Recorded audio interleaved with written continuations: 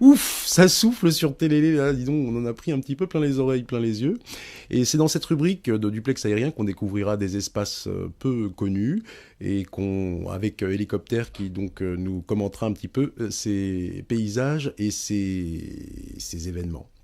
On va poursuivre avec notre rubrique scientifique animée par le professeur Clément. Et ce mois-ci, donc, on va s'intéresser à des problèmes de mousse.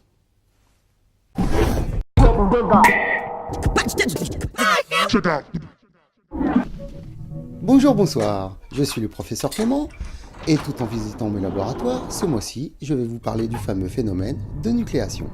Bonsoir, très cher professeur. Allons Gérard, assez de titres de qualité, appelez-moi Vli. Bon, très bien, très cher professeur Vli. Nous sommes souvent confrontés à un phénomène ahurissant qui peut parfois, dans notre quotidien, devenir incommode. Cette mousse qui se forme dans certains verres et dans certaines conditions nous invite à nous interroger et à vous poser cette simple question.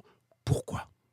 En effet Gérard, mais entre nous, qu'est-ce qu'une bonne bière sans un joli col de mousse? Bah oui, je suis bien d'accord, mais alors quand il y en a trop, comment on fait alors ? Bon, la première chose à savoir, c'est que la mousse n'est pas copine avec le savon.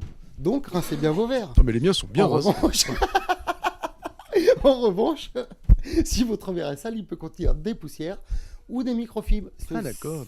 Bon, c'est ça qui va venir titiller le phénomène de nucléation. Bon, attendez, parce que là, nos auditeurs sont pas aussi détendus que vous, oui, en termes scientifiques. Expliquez-nous ce mot de nucléation. Bon, la nucléation, en fait, ce sont des zones de germination. Donc, ce qu'il faut savoir, là, c'est que nos bulles sont emprisonnées dans les microfibres. Environ 30 bulles sont libérées chaque seconde par chaque microfibre. Une fois que la bulle atteint la taille de 10 à 50 micromètres, elle se détache. Une autre bulle se forme instantanément.